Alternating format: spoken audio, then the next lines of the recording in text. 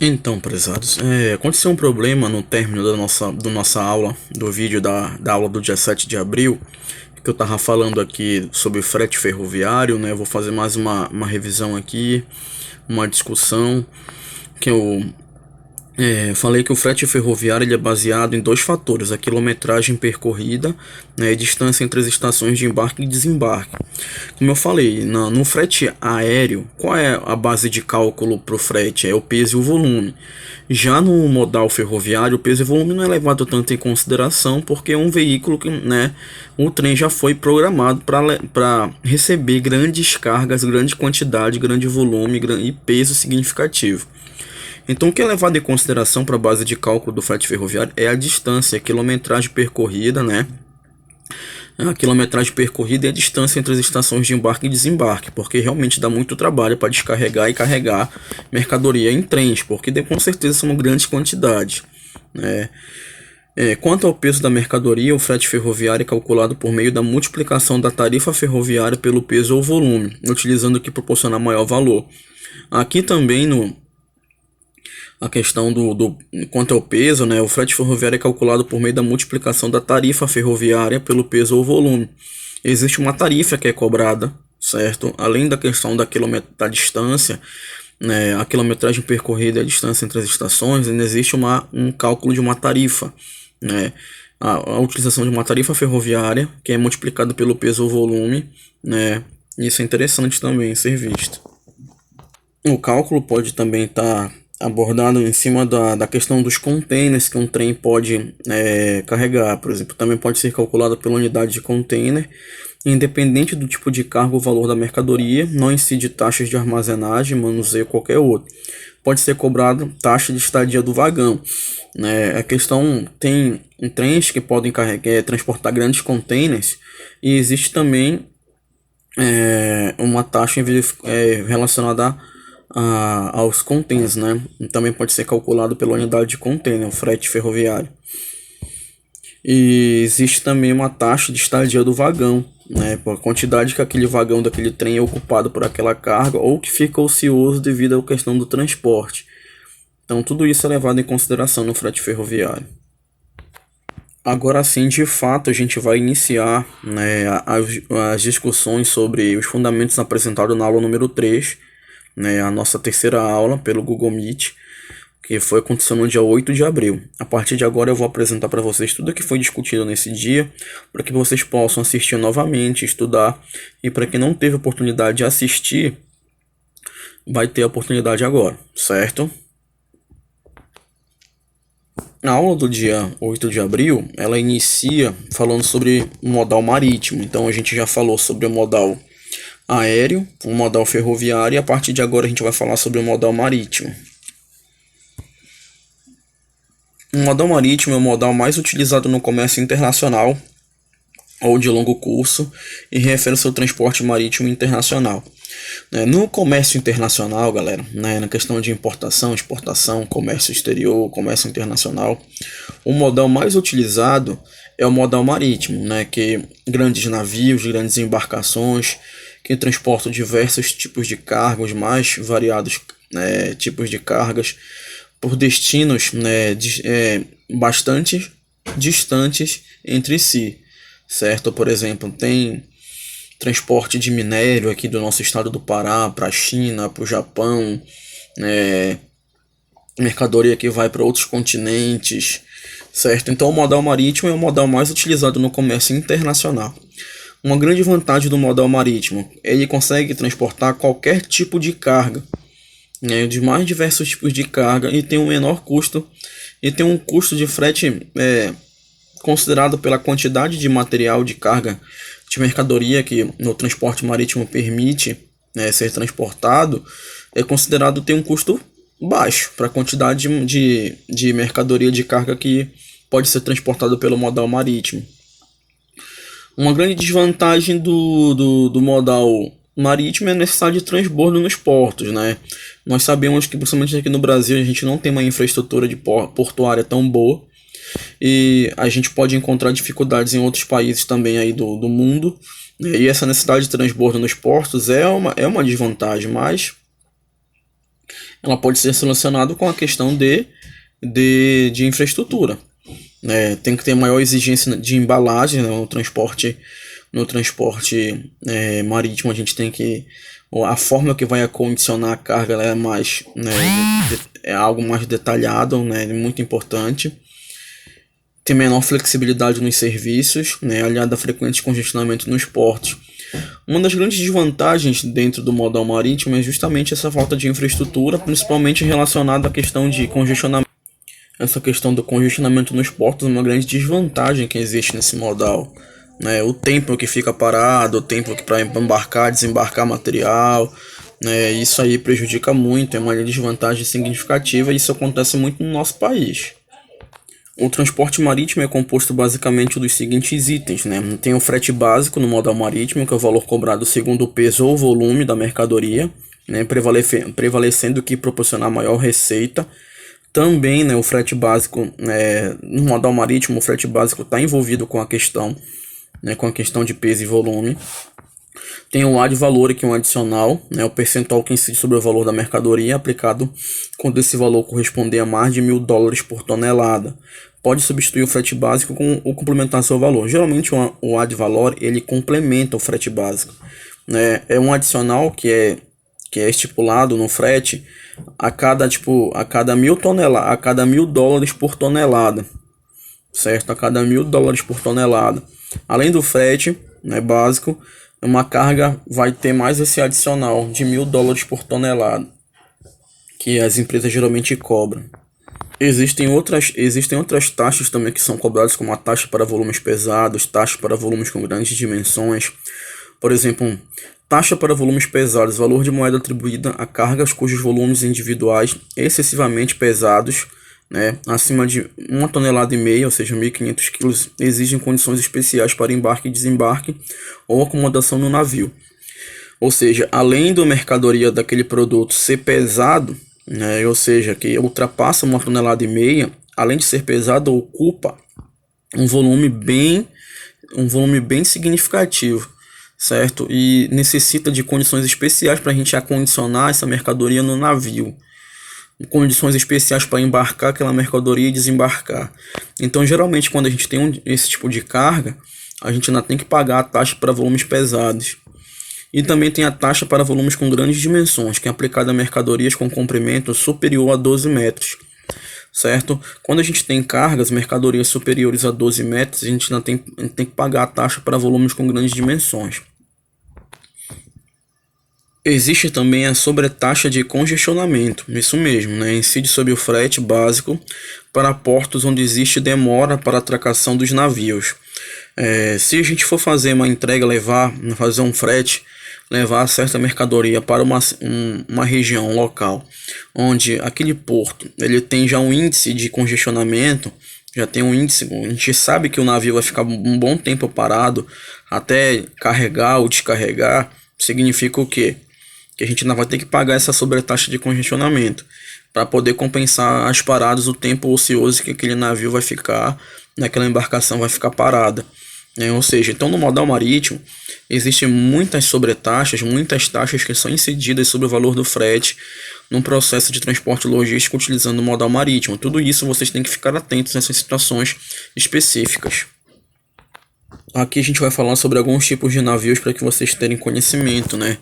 Alguns tipos de navios. Tem os navios cargueiros, né? Os navios cargueiros são construídos para o transporte de carga geral, né, carga condicionada, qualquer tipo de carga o navio cargueiro ele pode transportar, tanto no seu porão quanto em cima do seu porão, né. Normalmente são divididos horizontalmente formando prateleiras, é como praticamente o porão do navio fosse formado por prateleiras, né, onde você consegue acondicionar ali diversos tipos de cargas diferentes, né, podem ser estivados, acomodados.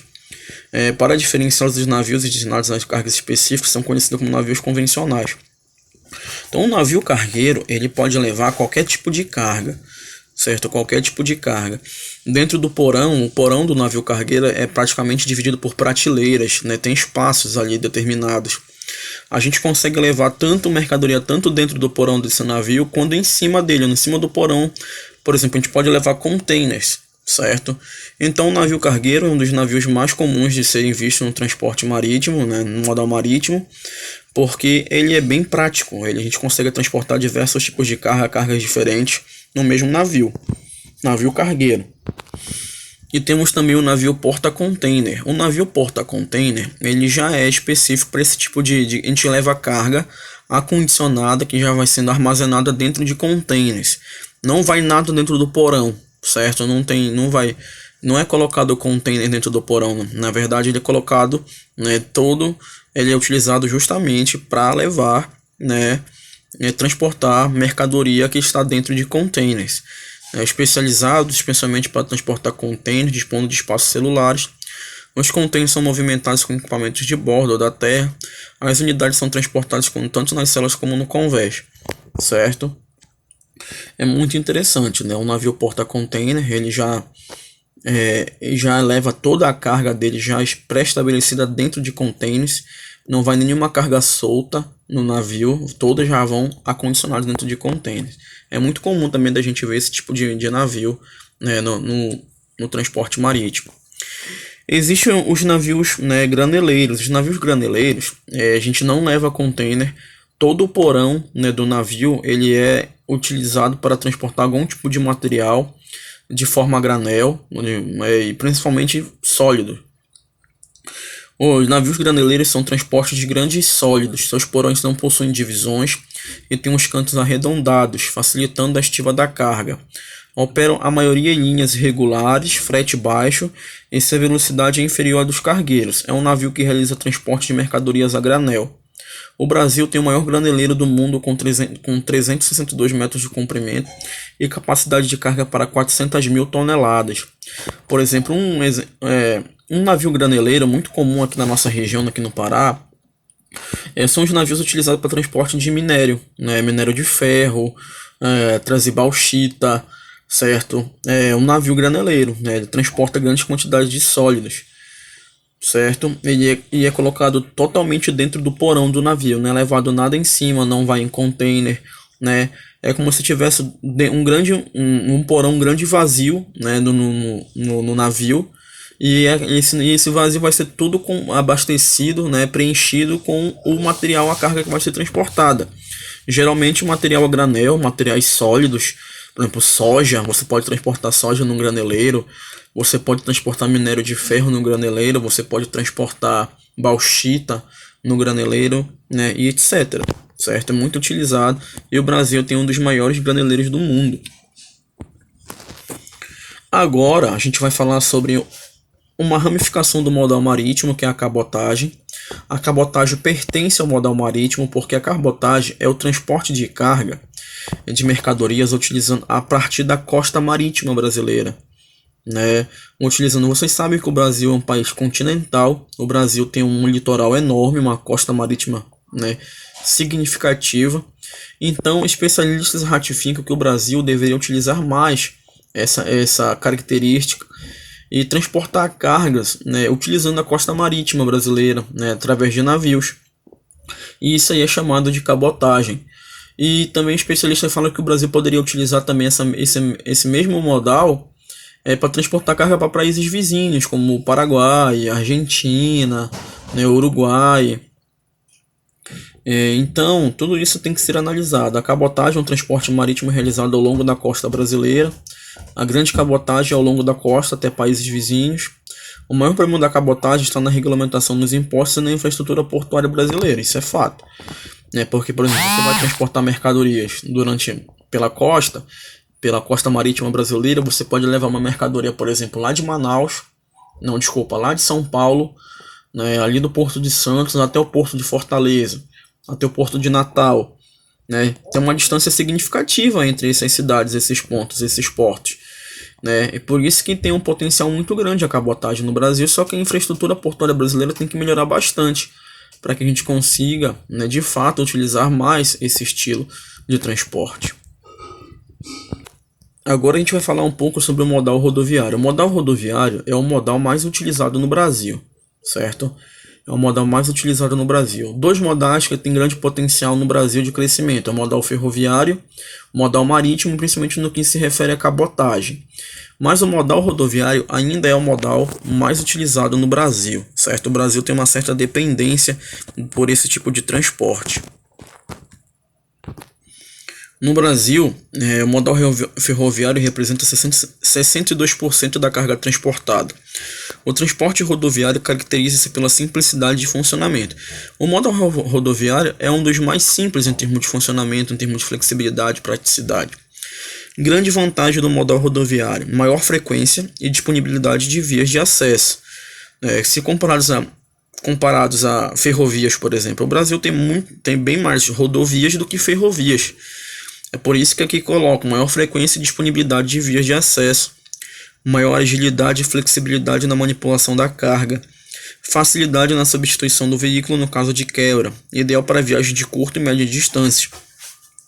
O modal rodoviário ele é ideal para viagens de curta e média distâncias, isso é fato. Só porém no Brasil, devido a muitos problemas, o modal rodoviário também é utilizado para longas distâncias, certo? Longas distâncias. Isso não é bom. Desvantagens: frete mais altos em alguns casos, menor capacidade de carga entre os modais e mais vulnerável ao roubo de cargas. Uma grande desvantagem do modal rodoviário é que a gente não consegue levar grande quantidade de mercadoria num caminhão ou uma carreta. A gente não consegue levar uma grande quantidade de carga. O modal rodoviário tem uma grande vulnerabilidade relacionada à questão de segurança. Existe uma grande índices de roubos e furtos de carga no Brasil, e a maioria desses furtos de carga e roubos são através do modal rodoviário. É mais comum, praticamente quase que na sua totalidade, que furtos e roubos à carga são feitos utilizando o modal rodoviário, certo? Então esses são desvantagens desse tipo de modal. O frete rodoviário ele pode ser calculado por peso, volume ou por lotação do veículo e também pela distância percorrida. O frete básico, a tarifa vezes o peso da mercadoria. Se a carga for volumosa, pode ser considerado o volume no lugar do peso. A taxa adicional, um percentual cobrado sobre o valor da mercadoria. Tem um seguro rodoviário obrigatório, que a gente tem que pagar o seguro, certo? Tudo isso vai incidir sobre o preço da mercadoria, sobre o custo total do frete. Então, o frete rodoviário é questão de peso e volume, a questão da lotação do veículo, se o veículo vai totalmente ocupado, e a questão da distância, por causa da questão de combustível e tudo mais. Tudo isso são as variáveis que compõem um frete rodoviário, que são base de cálculo. O usuário deve consultar a transportadora para saber quais as cláusulas de apólice dão cobertura e quais deve complementar com sua seguradora. A carga só pode ser transportada acompanhada de nota fiscal devidamente preenchida. A questão do seguro é muito importante, porque em uma empresa nós temos que saber o que aquela empresa, a seguradora, vai cobre caso aconteça alguma avaria, algum sinistro durante o transporte. Certo? A gente tem que saber muito bem, de forma detalhada, o que a empresa seguradora vai cobrir caso aconteça algum problema nesse transporte de uma carga através do modal rodoviário, o que ela cobre. E outra situação, a questão que toda a carga transportada no modal rodoviário, obrigatoriamente ela tem que ser transportada acompanhada de nota fiscal. Porque se tiver alguma fiscalização, alguma barreira e o motorista ali do caminhão da carreta não tiver nota fiscal, o que pode acontecer? A Receita, o órgão fiscalizador, eles podem embargar a carga, pensando que é contrabando, Eu já falei para vocês em aula o que é o contrabando.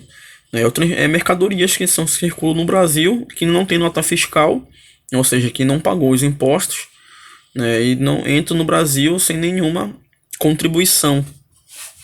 Isso é contrabando, a Receita não permite isso, certo? Então, quando você transporta uma carga, você tem que estar com sua nota fiscal, acompanhada, para não ter essa preocupação, de uma carga pode ser embargada e tal, e isso pode dar muita dor de cabeça.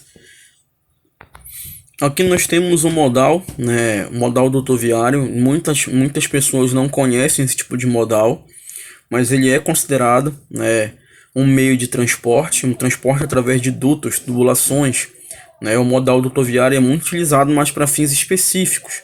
Não é tão comum a gente ver a utilização do modal rodoviário, porque eles são utilizados para fins muito específicos. O modal rodoviário ele pode ser dividido em oleodutos, medeirodutos e gasodutos, né? Os oleodutos, que transportam em sua maioria petróleo, óleo combustível, gasolina, diesel, álcool, querosene, GLP, nafta e outros. Nós temos os minerodutos, que transportam na questão de minérios, na salgema, minério de ferro, hein? E os gasodutos, que transportam gás natural, certo? Então, por exemplo, aqui na nossa região a gente tem um exemplo de um mineroduto, né? O mineroduto da Hidro, da Imerys, né, da Imerys também, que transporta caolin através do mineroduto, e a Hidrolon Norte, que traz bauxita através de um mineroduto lá, que vem lá da cidade de Paragominas até Barcarena, vem por mineroduto. O modal rodoviário, a construção e elaboração desse tipo de modal, ele é caro, né? Construir esses dutos aí para finalidades específicas não é tão barato. Existe uma certa engenharia, um certo valor significativo que é embutido aí nisso aí. Só que são modais altamente vantajosos em termos de manutenção, que dá para manter tranquilamente.